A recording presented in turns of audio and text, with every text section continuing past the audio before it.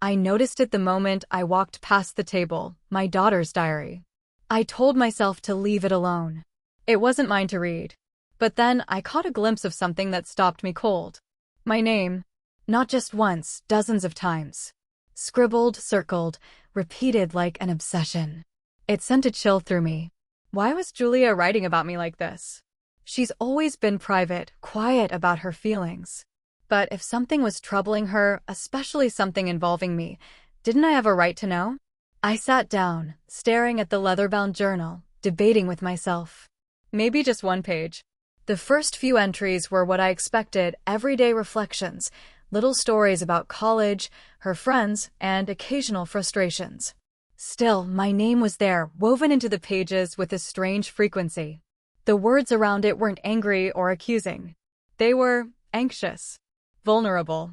Then, something changed. A new entry, slightly different handwriting. At first, I didn't realize it wasn't Julia's. But the words gave it away. I try to hide it, but when I'm near her, my heart races. I know I shouldn't feel this way, but I can't stop. My stomach dropped. This wasn't Julia writing. It was Clara, her best friend. Another page. I have to tell you something, Julia. I'm in love with your mom. I know it's complicated, but I had to be honest. I sat frozen, diary in my hands, pulse thudding in my ears. It was like suddenly every glance, every shared laugh, every lingering moment with Clara had been redefined. It all clicked, the way she'd light up around me, how she stayed behind to help with dishes, how her eyes held mine just a little too long. Had I really missed all the signs? That night, I was invited to Julia's for dinner. I nearly canceled. But curiosity, or something more, pulled me there. Clara was already seated when I arrived. Her eyes found mine the moment I stepped in the door. She didn't look away. Dinner felt like walking a tightrope. I could feel Clara's gaze on me constantly, steady, searching, almost pleading.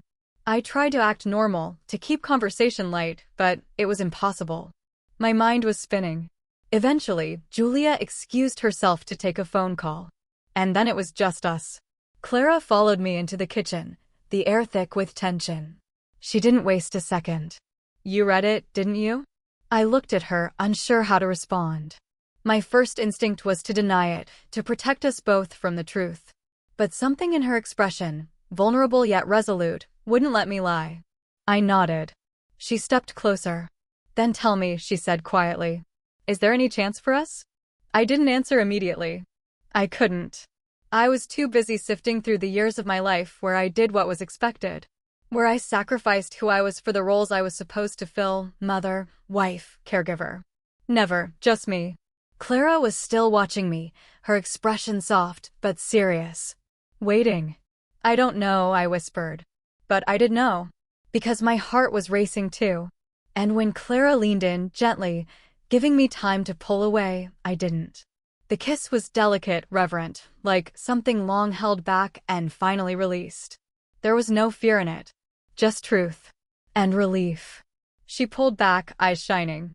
I've waited so long for this, she said, her voice full of emotion. I closed my eyes and let out a breath I hadn't realized I'd been holding. Then I smiled. A real one. Maybe this would be messy. Maybe it would get harder before it got easier. But in that moment, I felt something I hadn't felt in years. Hope. Something real had begun. And for the first time in a long time, I wanted to follow it.